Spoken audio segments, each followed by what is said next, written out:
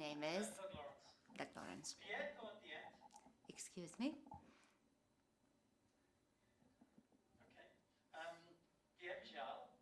I'm sorry, however,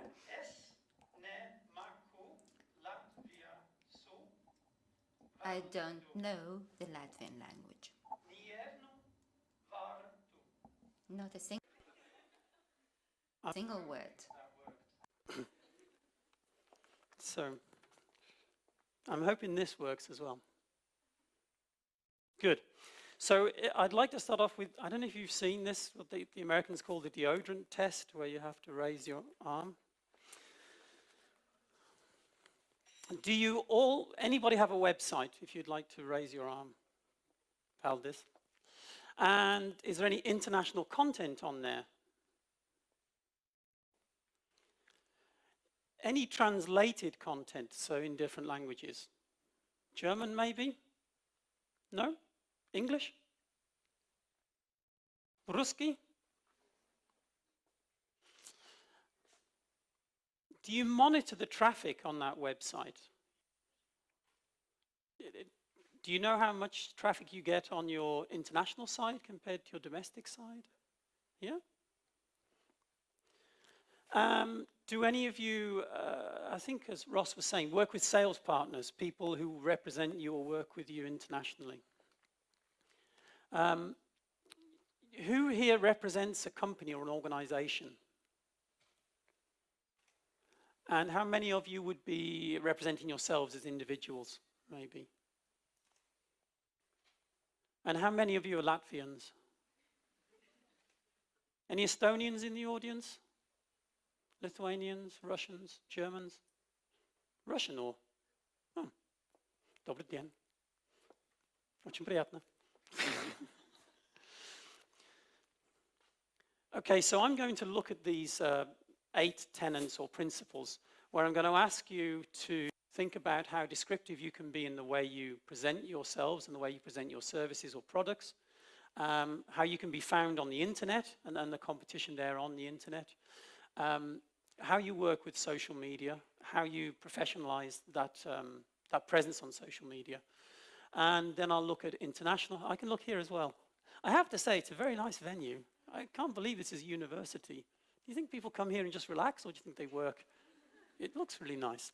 How you can be international, nice to the platforms. I used to say, be nice to Google and play nice with search engines, but I find now even the social media sites want you to do certain things in certain ways.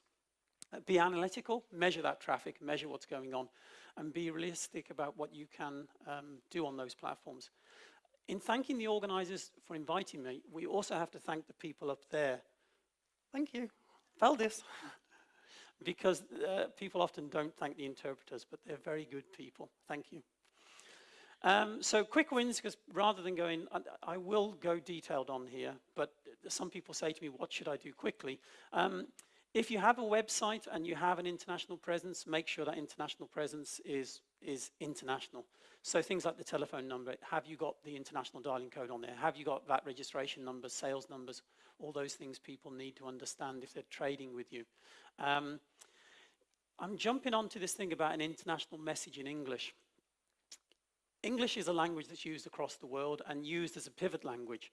One of the advantages, I'll be very careful how I say this, one of the advantage smaller language speakers have, so people who speak smaller languages often work very hard at other languages. So when you trade internationally, you know most people don't speak Latvian. When I go to Hungary, they know people don't speak Hungarian in other countries usually. So what I find is that your level of English usually exceeds that of major language countries. So French speakers, any French in the room? I don't want to offend any French people, but usually, you know, when people speak smaller languages, and I don't wish to offend anybody with that, they usually speak the bigger languages better.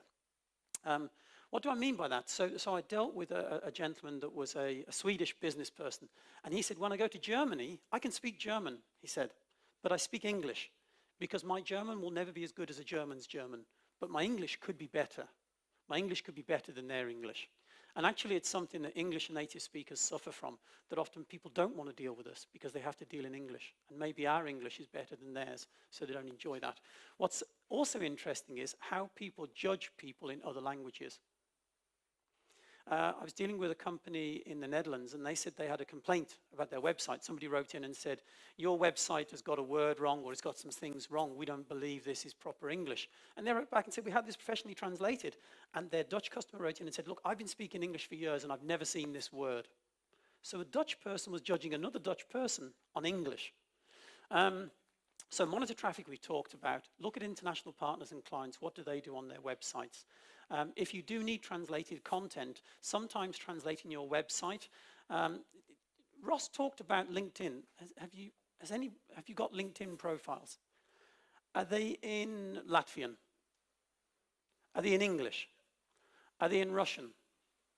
Who's got English? Yes, yeah. Who's got English and Latvian? Who's got English, Latvian, and German? Or Russian? Anybody got past 3 languages on their LinkedIn profile? As I understand it, Latvians often speak English, German, Russian, Latvian. And if you speak those languages, you could have those on your profile. I think I've got 6 languages on my profile, but you can have as many as you want. So that helps. It helps tremendously with search engine optimization as well. You're found very easily. I found this out because I was at a UKTI event, and there was a gentleman at the front talking about international aspects, and he said, oh, did you know you can translate your LinkedIn profile? So everybody in the group said yes, yes, yes. And then he said, has anybody translated their profile? And I was lying at that point because he was annoying me, and I said, yeah, I've translated mine. And he said, oh, that's good. What have you translated into? I said, Russian. And he said, oh, that's really great. And I was in the meeting, and there was a lot of us in the meeting, but I'd got one of those privacy screens, so I went straight onto Skype. And I said, Kostya, привет, could you translate my LinkedIn profile? He said, sure, Doug, when do you need it done by? I said, in about an hour, because that's when the lunch break is. So my friend translated my LinkedIn profile into Russian within an hour. We uploaded it into LinkedIn. Then a couple of weeks later, I was doing a vanity search. Do you know a vanity search, that term? Has anybody searched their own name on the internet today? That's a vanity search. We should all do it as much as we can. So I had a problem because originally I chose a transliteration of my name from Doug to Dag. So I went Dag Lawrence in Russian, which was a mistake, because Dag is also an insult word in Russian. I don't know if you know that. I didn't. So I was always checking how my name, Douglas, was doing against Dag. And what I found is that even though I'd got a Russian website and a Russian profile on Kontaktia and other places in Facebook, etc., my LinkedIn profile shot up to the top. And there was literally 3 paragraphs.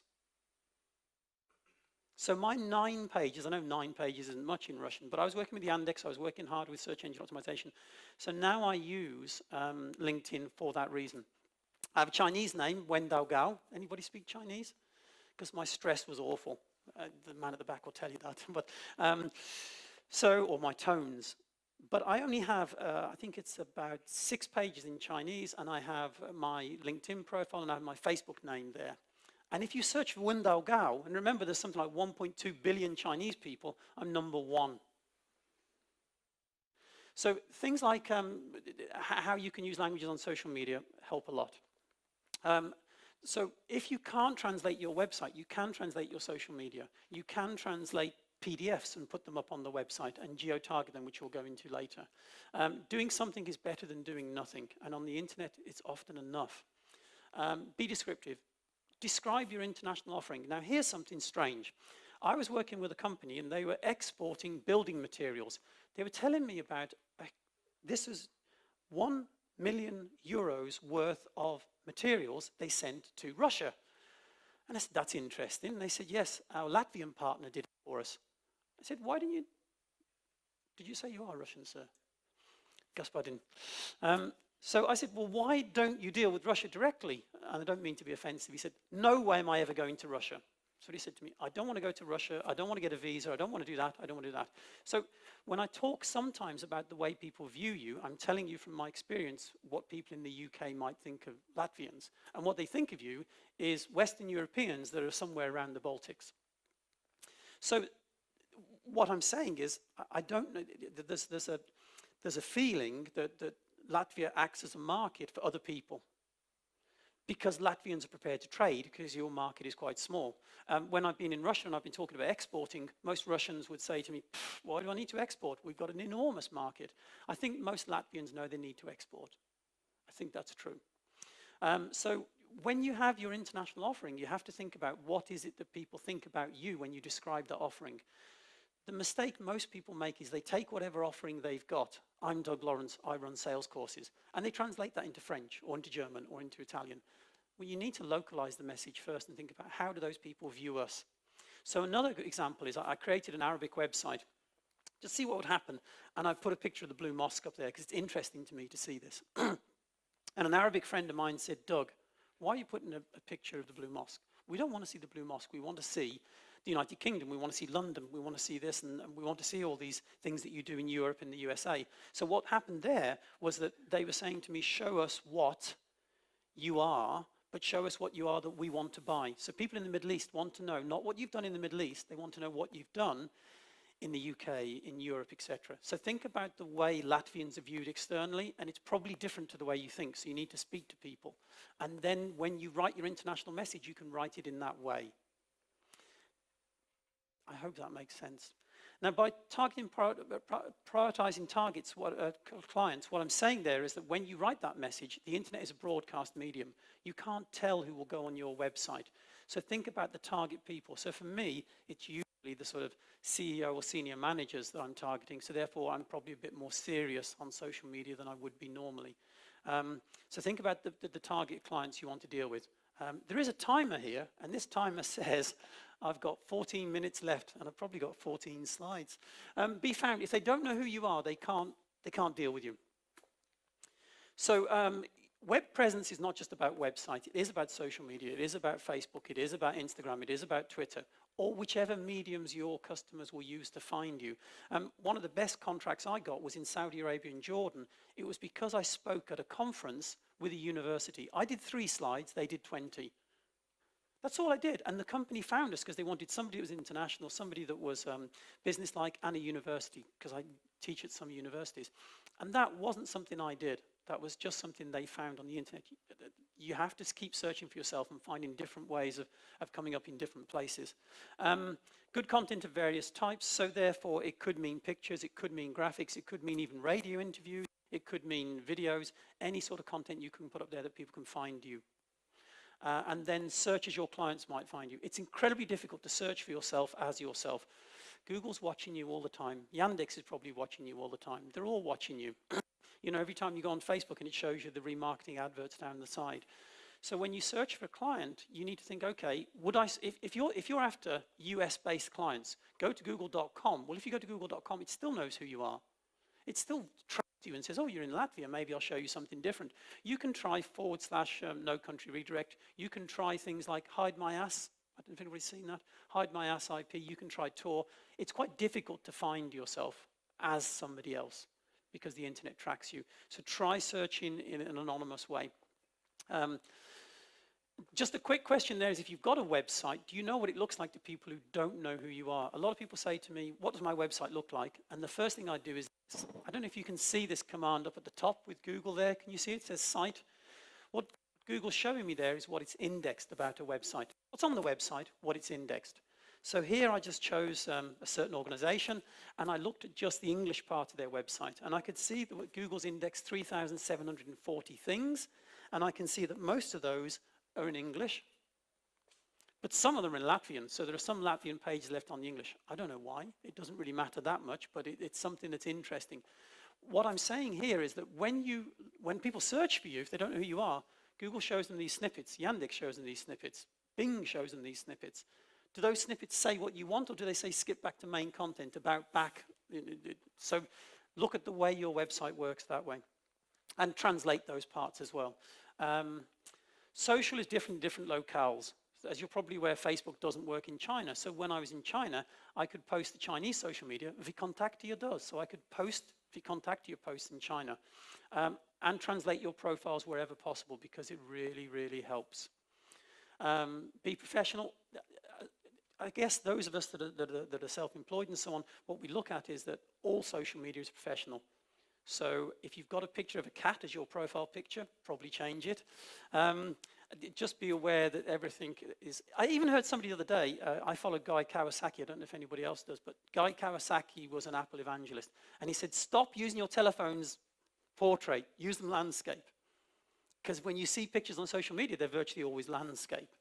So work at having a professional social media profile. The way I look at it is, if your friends think you're a bit too boring, it won't matter. If your customers think you're crazy, it probably does matter. And again, if you can have a consistent image across the whole of the platforms, that helps people to realize and recognize who you are. When I talk to British people or English speakers, I say being international is about recognizing some people speak English, some people speak English and German, some people only speak German. So therefore, if you're providing a service or if you're providing something you want to export, how much along that line do you need to go to be able to work with that customer? Because customers want to buy from you.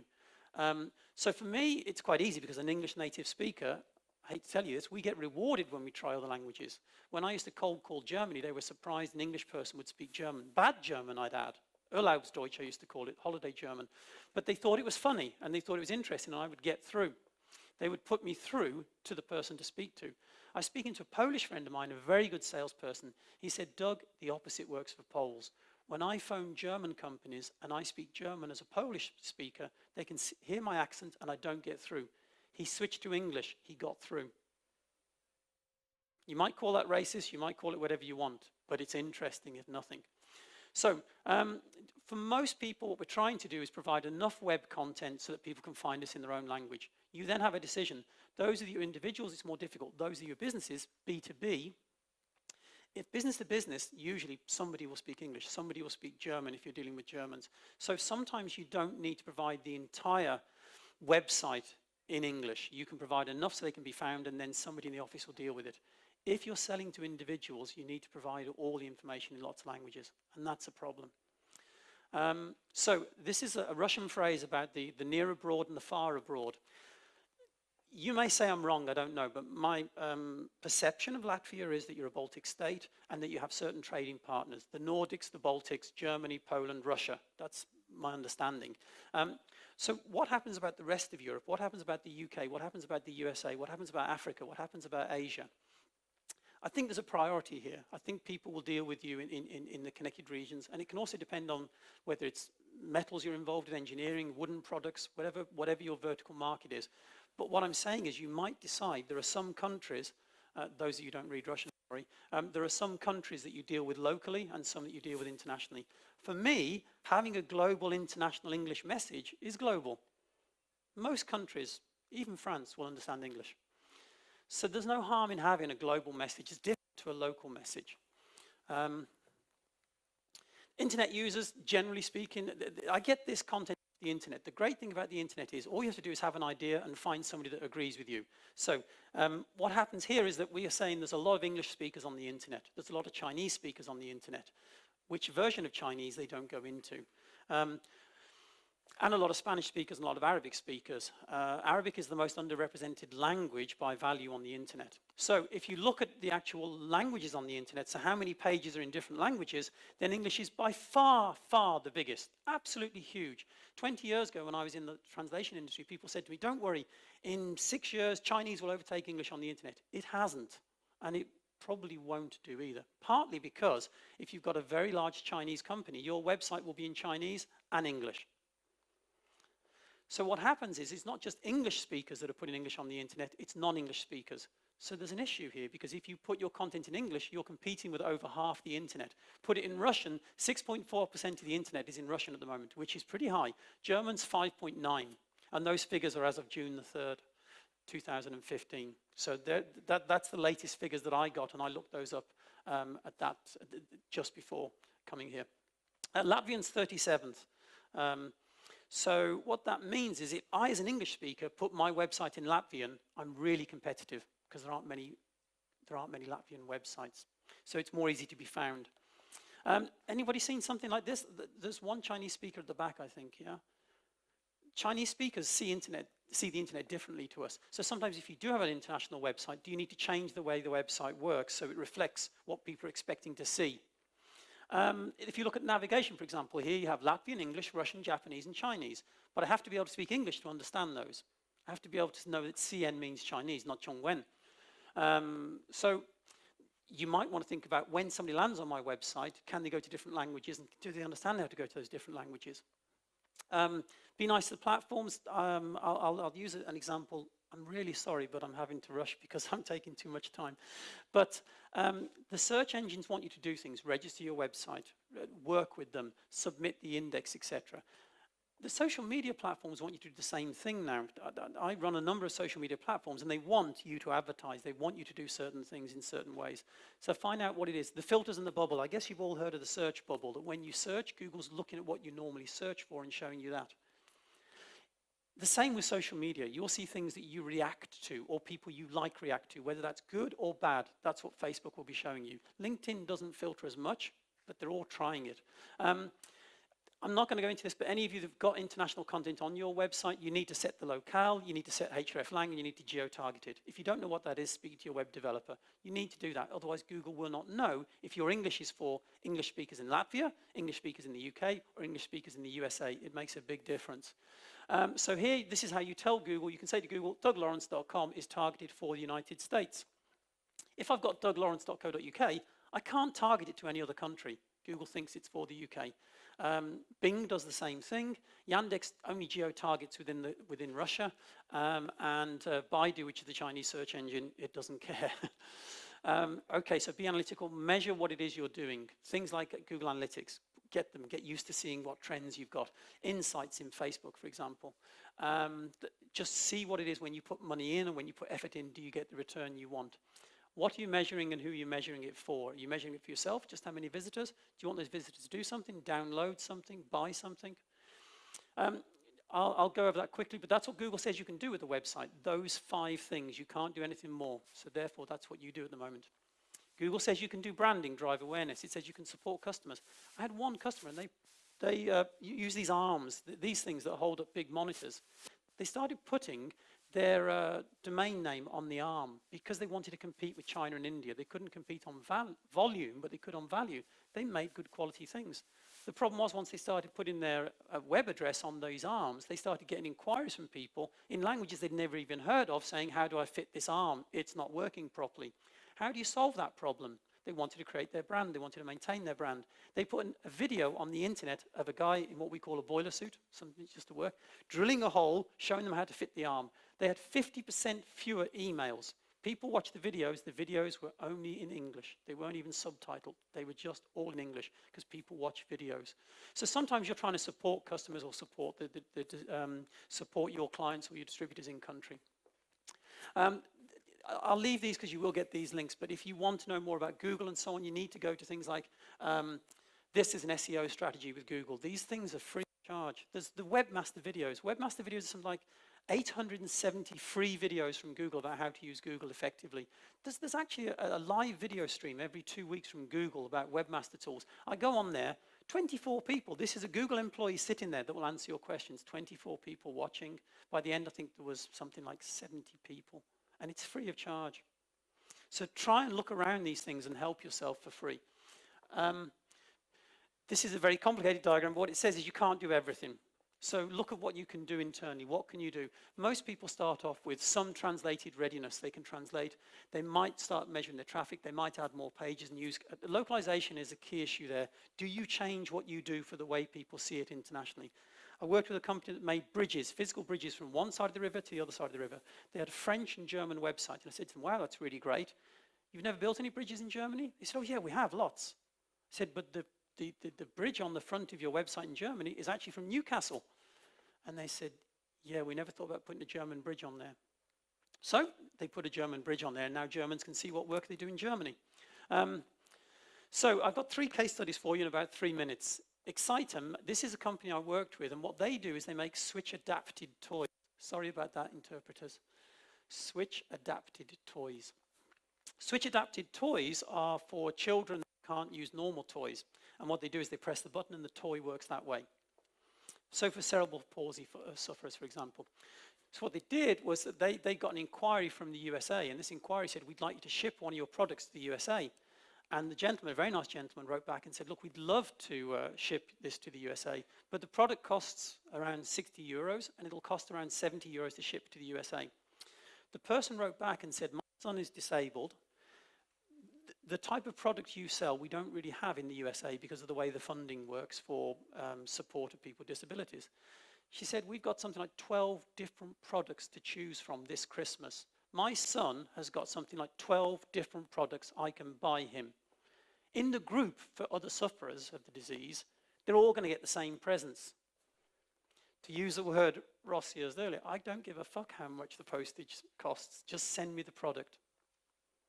So he sent the product to her. What he didn't realize is she was a blogger. So she blogged and said, look, my son's got a new toy for Christmas that nobody else in America, in the USA, nobody else had got that toy. That's a good Christmas. So he came to me, and what we did was he'd got a website, he'd got a purchasing thing on there, and we basically split it between English for the USA and English for the UK. Told Google what it was, geo-targeted it, and now he gets more sales in America and in Canada. And that's all English. But it helped him to separate the two languages and then target the two different markets. And obviously the USA is an enormous market. Lily and Sid is a clothing brand, and what they do is they make very nice clothing for children. They just added German. I'm not particularly keen on navigation with flags. For one reason, if you look at very small flags, the Austrian flag and the Latvian flag look pretty similar. But also, what does German mean? Does that mean if I'm Swiss I can't click it? But that's just me being fussy. So they translated part of their website, not the entire website, a husband and wife team, and in the first month of translating some of their website into German, just the husband and wife team working from home made £20,000 sterling, about 30,000 euros in German orders. They hadn't translated the entire website, and I'm pretty sure a lot of those Germans spoke a bit of English, but I'm pretty sure a lot of them only spoke German. So that return on investment was instant. It was in a month. They wrote to a local newspaper and told the story. I didn't make it up. Okay, and very, very quickly, this is my daughter, Iskra Lawrence. She is a model based in New York, and obviously I'm very involved with her social media.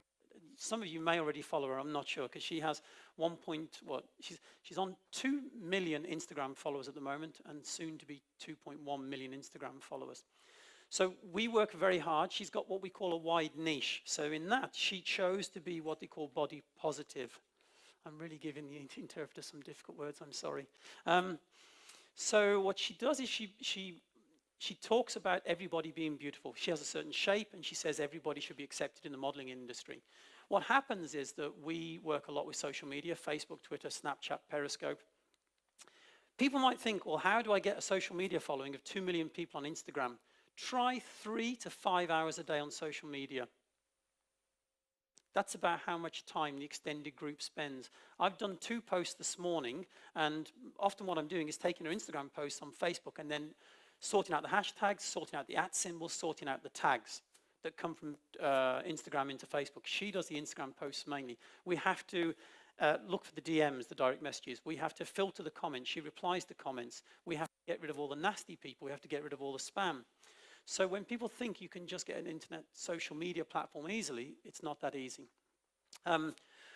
Things like acknowledgements. When she's mentioned in the press, we acknowledge the press.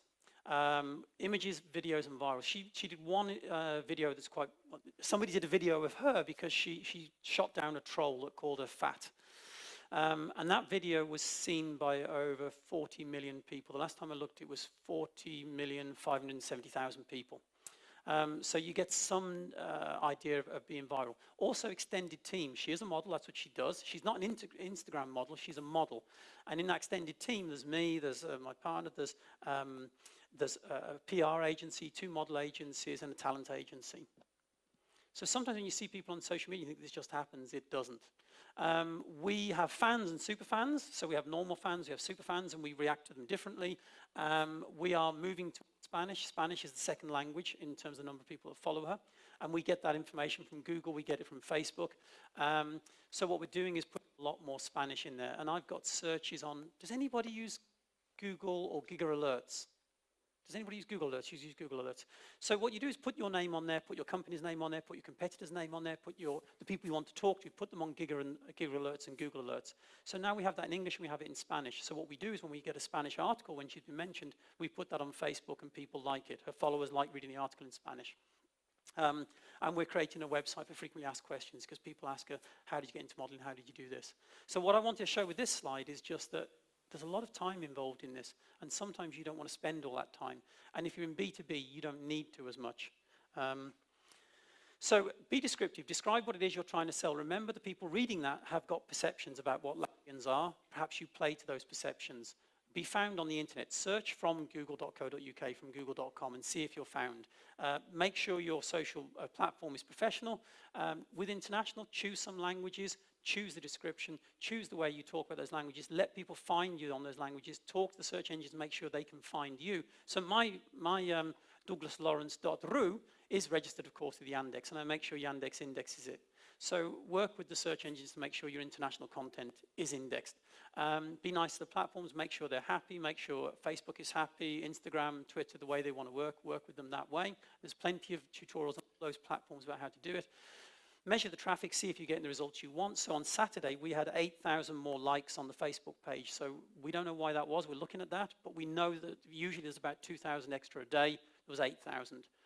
So we would look at the information and see what's happening. And be realistic. You can't do everything. And be competitive. Because in the end, if you can't do everything, you just need to be better than your competitors. You do not need to be perfect. You need to be better than your competitors, whoever they are. So, oh, sorry. Paldis, thank you very much.